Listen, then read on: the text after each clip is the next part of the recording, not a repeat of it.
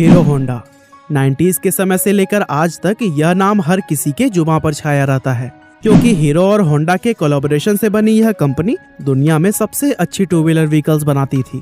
लेकिन company profitable होने के बाद भी अलग क्यों हुई और कैसे होंडा ने भारत की कंपनी हीरो के पीठ में छुरा घोंपा, आज के इस वीडियो में हम सब कुछ जानने वाले हैं। असल में हीरो एक साइकिल बनाने वाली कंपनी थी जिसकी नींव बृजमोहन लाल मुंजाल ने 1956 में रखी थी और 1975 तक आते आते ये भारत की सबसे बड़ी साइकिल बनाने वाली कंपनी बन गई। इसके बाद उन्होंने अपनी साइकिल्स को बड़े लेवल पर विदेशों में भी बेचना शुरू कर दिया और इस तरह साल 1986 आने तक ये कंपनी सिर्फ इंडिया ही नहीं बल्कि पूरी दुनिया की सबसे बड़ी साइकिल बनाने वाली कंपनीज में शुमार की जाने लगी। लेकिन उसी दौरान उन्होंने देखा कि फॉरेन मार्केट में मोटरसाइकिल बिजनेस भी काफी तेजी से एक्सपेंड कर रहा है, लेकिन इंडिया में तो लोगों के पास सिर्फ स्कूटर और मोपेड का ही ऑप्शन है। इसीलिए वे इस गैप को फिल करने के लिए इंडियन मार्केट में मोटरसाइकिल उतारना चाहते थे। लेकिन उस वक्त हीरो के साथ प्रॉब्लम यह थी कि उनके पास इंजन बनाने की टेक्नोलॉजी ही नहीं थी, जिसकी वजह से मोटरसाइकिल बनाना उनके लिए तो मुमकिन ही नहीं था। इसीलिए अपने इस प्लान को एक्शन में लाने के लिए उन्होंने किसी विदेशी कंपनी के साथ में कोलैबोरेशन करने के बारे में सोचा। अब उस वक्त भारत में लिबरलाइजेशन भले ही नहीं आया था, लेकिन उस टाइम गवर्नमेंट इंडियन कंपनीज को यह अपॉर्चुनिटी देती थी कि अगर वो चाहे तो किसी भी विदेशी कंपनी के साथ में टाई अप करके इंडिया में अपना बिजनेस एक्सपेंड कर सकते हैं। इसीलिए बृजमोहन लाल ने हीरो के थ्रू दुनिया की सबसे बड़ी मोटरसाइकिल बनाने वाली जापानी कंपनी होंडा के पास में अपना प्रपोजल भेजा।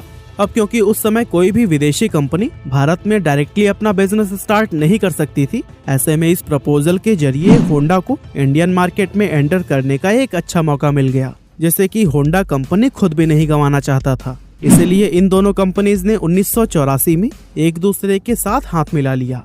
हीरो और होंडा के बीच उस टाइम ये एग्रीमेंट हुआ था कि हीरो बाइक्स के लिए बॉडी बनाएगा और होंडा उसके लिए इंजन सप्लाई करेगा। इसके अलावा उन्होंने एक एनओसी भी साइन की थी जिसके अकॉर्डिंग दोनों कंपनीज फ्यूचर में कभी भी एक दूसरे के मुकाबले में अपना कोई प्रोडक्ट लॉन्च नहीं करेंगे। और दोस्तों, दोनों ही कंपनीज इन कंडीशंस से सेटिस्फाइड थी, जिसके बाद से ये डील फाइनल हो गई और यहीं से हीरो होंडा की शुरुआत हुई।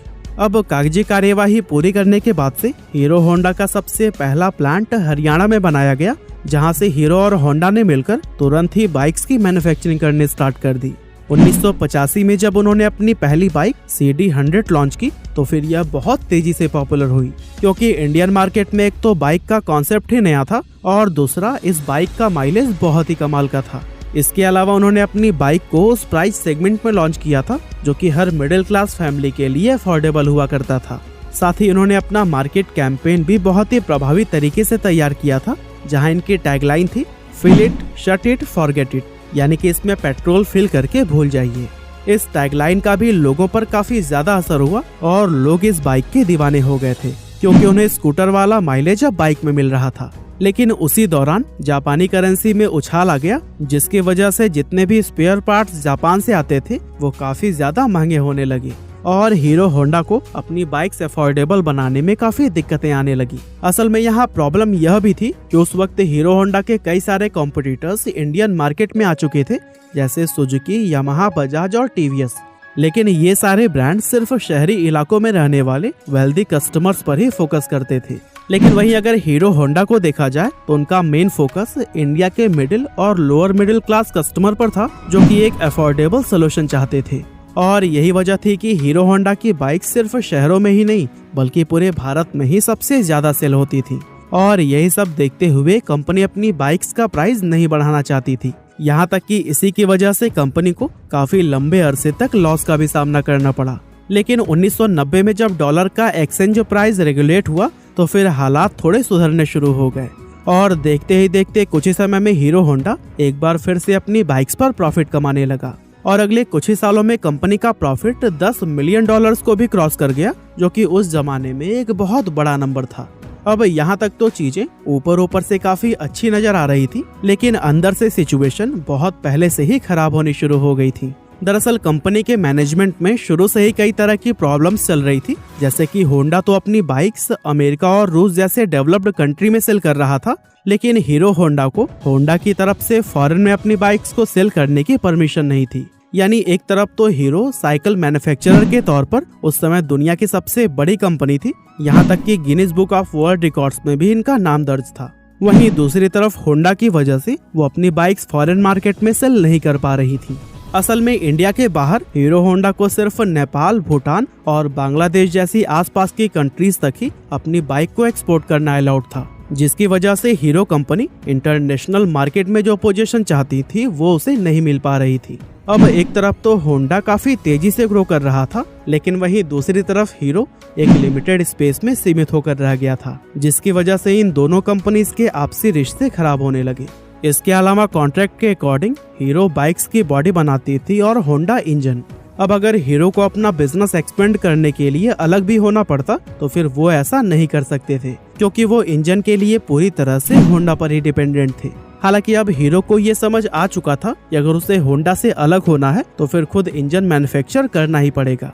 इसीलिए उसे हीरो होंडा से अपने हिस्से का जितना भी प्रॉफिट मिलता था वो उसके एक बड़े हिस्से को इंजन बनाने में खर्च करने लगा, जिसकी वजह से होंडा और हीरो के बीच में दरार और भी ज्यादा बड़ी हो गई। अब जैसा कि इन्होंने कोलैबोरेशन के टाइम एनओसी साइन किया था कि ये एक दूसरे के मुकाबले में कभी भी बाइक्स नहीं लॉन्च करेंगे, लेकिन होंडा ने इसके खिलाफ जाकर साल 1999 में इंडिया के अंदर अपनी एक separate company Honda motorcycle and scooter India start कर दी और फिर उसी प्राइस सेगमेंट में ही बाइक्स लॉन्च करना शुरू कर दिया, जिसमें पहले से ही हीरो होंडा की बाइक्स मौजूद थी। इस तरह अगर देखा जाए तो इंडियन मार्केट के अंदर होंडा ने अपनी बाइक्स को हीरो होंडा के मुकाबले में लाकर खड़ा कर दिया था, जिसकी वजह से हीरो होंडा के कस्टमर्स डिवाइड हो गए और इसके कुछ साल बाद होंडा ने एक्टिवा को लॉन्च करके स्कूटर सेगमेंट में भी एंटर कर लिया था। अब अगर देखा जाए तो इस पूरे मामले में होंडा की पांचों उंगलियां घी में थी, क्योंकि होंडा की हीरो होंडा से तो अर्निंग हो ही रही थी, साथ ही अपनी सेपरेट बाइक कंपनी से भी उसका अच्छा खासा प्रॉफिट जनरेट हो रहा था। और दोस्तों इन्हीं सभी प्रॉब्लम्स को देखते हुए ही हीरो ने होंडा से अलग होने का फैसला कर लिया और फिर 2010 में जाकर दोनों ही कंपनीज हमेशा के लिए अलग हो गयी। हीरो होंडा में इन दोनों कंपनियों के 26% शेयर थे, जिसके चलते होंडा मोटर्स ने अपने हिस्से के सारे 26% शेयर हीरो कंपनी को ही बेचने का फैसला किया।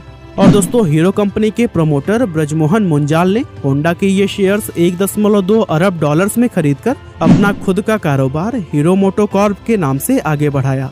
अब जब ये दोनों कंपनीज अलग हुई थी तब ज्यादातर लोगों ने ये कहा था कि होंडा के बिना हीरो मार्केट में कभी भी सरवाइव नहीं कर पाएगी, लेकिन अगर आज की बात करें तो इस समय हीरो मोटोकॉर्प को दुनिया की सबसे बड़ी मोटरसाइकिल बनाने वाली कंपनियों में शुमार किया जाता है। बाकी आज की हमारी इस वीडियो में बस इतना ही था। ये वीडियो आपको कैसी लगी हमें कमेंट करके जरूर बताइएगा। आपका